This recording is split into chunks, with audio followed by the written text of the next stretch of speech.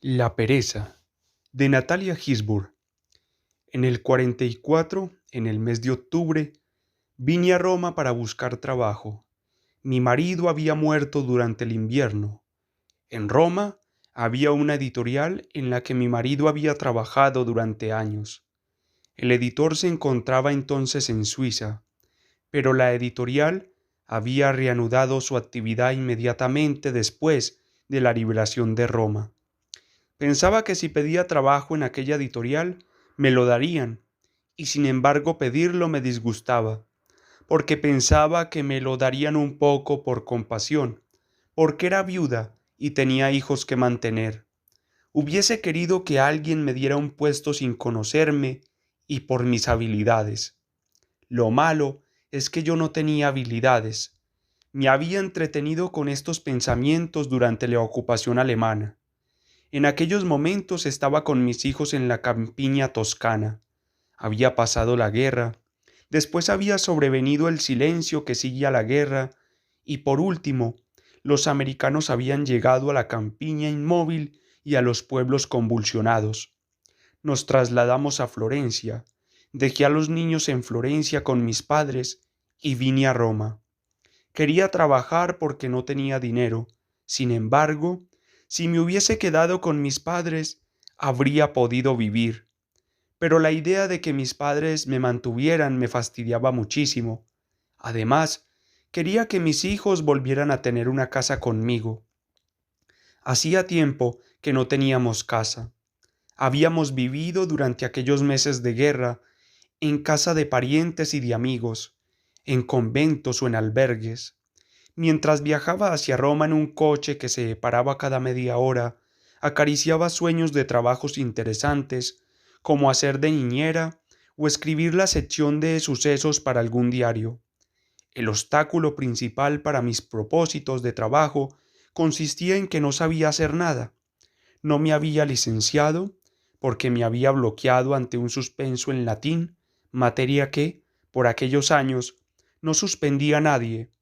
No sabía lenguas extranjeras, aparte de un poco de francés, y no sabía escribir a máquina.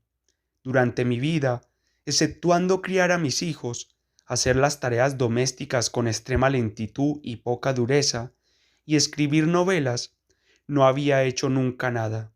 Por otra parte, siempre había sido muy vaga. Mi pereza no consistía en dormir hasta tarde por la mañana. Siempre me he despertado al alba y levantarme nunca me ha costado, sino en perder un tiempo infinito sin hacer nada y fantaseando. Esto había provocado que yo no consiguiera llevar a término estudio o trabajo alguno. Me dije que había llegado la hora de deshacerme de este defecto.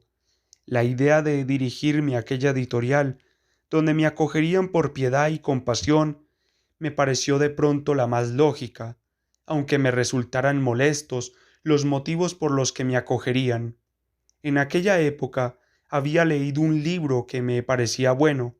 Era Genuesed, Seinsdeut, de Odon von Horvath, autor del que no sabía nada, excepto que había muerto joven por el impacto de un árbol que le cayó encima a la salida de un cine, en París. Pensé que lo primero que haría cuando entrara en la editorial sería traducir y publicar aquel libro que tanto me había gustado. En Roma, cogí un cuarto en una pensión cerca de Santa María Maggiore. Lo principal de aquella pensión era que no costaba casi nada. Sabía por experiencia que, durante aquellos años de guerra y posguerra, las pensiones se convertían con facilidad en algo parecido a los cuarteles y los campamentos. Aquella estaba entre pensión y colegio. En ella vivían estudiantes, refugiados y viejos sin hogar. En las escaleras resonaba de vez en cuando un gong, de sonido sordo y grave, que llamaba a alguien al teléfono. En el comedor común se consumían platos frugales, que consistían en queso roma, castañas hervidas y brócoli. Durante las comidas, cada tanto sonaba una campanilla y la directora de la pensión leía algunos pensamientos suyos de exhortación a la simplicidad. Hablé con un amigo que dirigía la editorial en ausencia del editor. Mi amigo era bajo y rollizo, redondo y saltarín como una pelota. Cuando sonreía, miles de pequeñas arrugas le plisaban la cara de niño chico, pálida, astuta y afable. Además de la editorial, tenía otras muchas ocupaciones. Me dijo que, por el momento, me contrataría por media jornada. Cuando volviera el editor, mi situación se definiría con mayor claridad. Me dijo que fuera al despacho a la mañana siguiente y me dijo que en la pensión donde yo estaba había una chica que también trabajaba en la editorial como administrativa y que por la mañana podría ir con ella. Cuando volví a la pensión, subí las escaleras y llamé a una habitación, 2 plantas más arriba que la mía. Me abrió una chica guapa, de cabello moreno y rizado y mejillas rosadas. Le pregunté si a la mañana siguiente podíamos ir juntas. Me respondió que tenía que ir a no sé qué banco y que cogería otro camino. Era amable, pero reservada y fría. Bajé las escaleras con un sentimiento confuso de incomodidad y destruida por un mortal complejo de inferioridad. Aquella chica debía de trabajar desde hacía años, quizá desde siempre. Su trabajo era de carácter administrativo y por lo tanto concreto, constante y necesario. Además vivía con ella un hermanito suyo de 9 años, al que mantenía con su trabajo. Yo no sabía si era capaz de mantener a mis hijos. Aquella fue una noche inquieta y llena de pensamientos angustiosos. Me decía que todos, de pronto, al verme en aquel despacho, descubrirían el enorme mar de ignorancia y pereza que había en mí. Pensaba en el amigo que me había contratado y en el editor lejano pero tal vez a punto de regresar. A mi amigo había intentado explicarle que no tenía ninguna clase de título, que no sabía inglés, que no sabía hacer nada. Me había contestado que no importaba y que haría algo, pero no le había dicho nada sobre mi pereza, sobre ese vicio que tenía de caer en la inercia y en la ensoñación en cuanto tenía la obligación de hacer cualquier cosa. No había pensado nunca en semejante vicio con verdadero horror. Aquella noche lo contemplé con espanto y con horror profundo. Había sido siempre una mala alumna. Todo lo que había empezado había quedado sin acabar. Me resonaban en los oídos los versos de Villon. La verdad es que tampoco sabía bien el francés. Mi juventud no había sido follet, sino desganada y confusa. Por la mañana llegué al que iba a ser mi despacho, una casita de planta baja, rodeada por un jardincillo. Encontré a mi amigo, la chica con las mejillas rosadas, sentada delante de una calculadora y 2 mecanógrafas. Mi amigo me ofreció una silla ante una mesa y me entregó un folio donde decía normas tipográficas.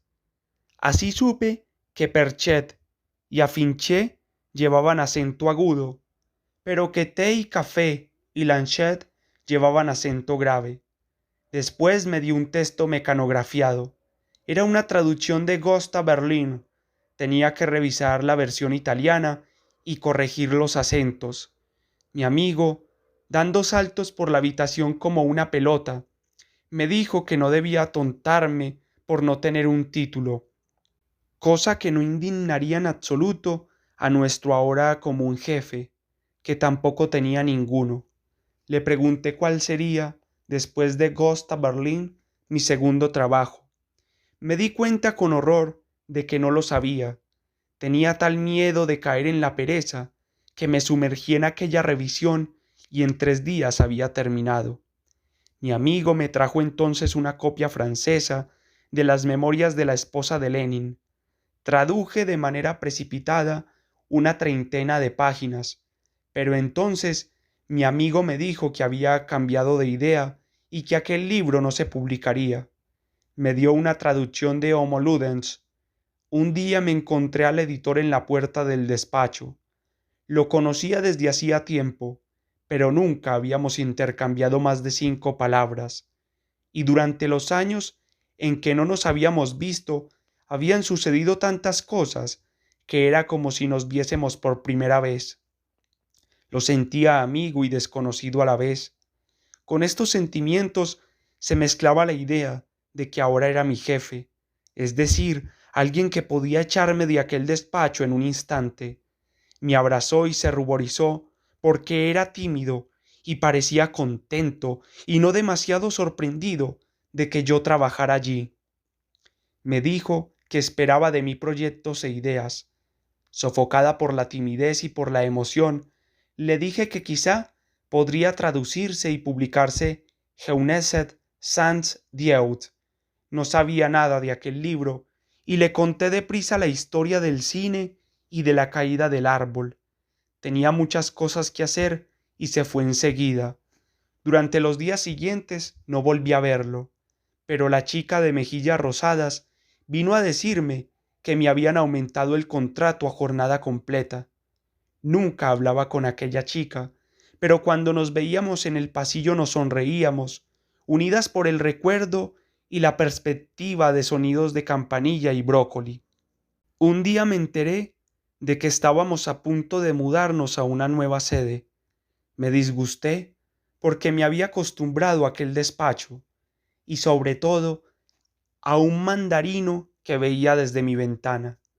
El nuevo despacho estaba en el centro. Las salas eran inmensas, con alfombras y butacas. Pedí que me concedieran un cuartito al final de un pasillo. Allí estaría sola y podría aprender a trabajar, porque la sensación de no ser buena en el trabajo seguía persiguiéndome. Mi amigo también se había refugiado en una sala para él solo. Las salas se fueron llenando poco a poco de nuevas mecanógrafas y nuevos empleados. Los nuevos empleados se paseaban arriba y abajo por las alfombras y dictaban a las mecanógrafas páginas y páginas de las que yo captaba, al pasar, palabras de las que no entendía nada.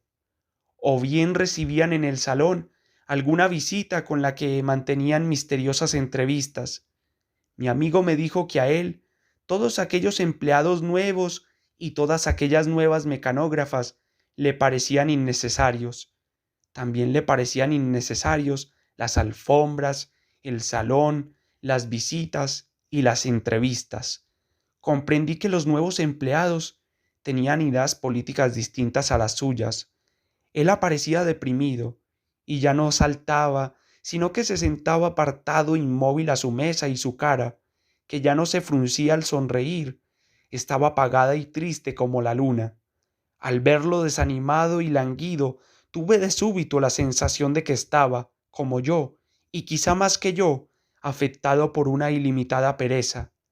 Me sentía muy sola en aquel despacho y nunca le dirigía la palabra a nadie. Mi constante preocupación era que no fuesen descubiertas mi gran ignorancia, mi enorme pereza y mi absoluta ausencia de ideas. Cuando conseguí que se solicitaran los derechos de Geuneset sans Dieud, supe que ya los había comprado otro editor. Había sido mi única idea y se la había llevado el viento. Para defenderme de la pereza, trabajaba con furia y urgencia, inmersa en un total aislamiento y en perfecto silencio. Lo único que no dejaba de preguntarme era de qué modo se conectaba mi trabajo, si lo hacía, con aquella vida intensa y para mí incomprensible que llenaba las salas y hormigueaba por ellas. Pedí que me hicieran una llave e iba al despacho también los domingos. Enero de 1969.